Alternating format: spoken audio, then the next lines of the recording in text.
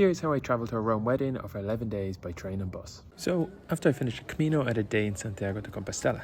And you remember Patrice? I walked with him for a week in France around 6 weeks prior. By chance, after doing 2 different Caminos and after 6 weeks apart, we reunited on both our final days, along with Emily, who I also hadn't seen since France. Okay, time to leave. Train to Madrid. Having not seen him in 6 years and not knowing he lived there, I bumped into my cousin Edward in a pub. Then, knowing Karina lived there, I met up with her. The second day in Madrid, I saw this. What's this, you ask? It's a hot, wet Spanish summer. An annual water fight that is also a demonstration. An old whiskey pal had kindly invited me to meet his friends. And let me tell you, they were the only allies I had. Basically, once you make eye contact, you are screwed. So prepare however you want. Find your vantage point, cosplay, do what you need to do. Bring weed killer, maybe not weed killer, or just perch up in this defensible position. My top tip, do not drop a glass bowl onto the path below. Slightly hungover, I got a train from Madrid to Barcelona, where I was lucky to squeeze in more reunions with friends, some of whom I hadn't seen in 10 years. I then got an 8-hour bus to Marseille. Why? Because it was one step closer to Rome, pastries, and I met Sadiq, who was a great guy. I stayed in Marseille for 2 nights and did a day hike to Cassis, and I made a video about it. Then I went to a tattoo exhibition, as well as this stunning installation.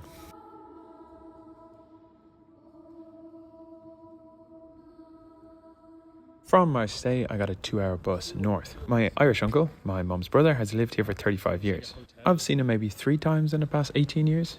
His house is 400 years old and it sits on a hill, and on that hill is a village called Dauphin. It's around 600 people. Hannibal and his elephants actually walked right through here on the way to Rome. There was then a touch of home, my mum's photo, and this vinyl, which I remember dancing to her playing the piano when I was 6 years old.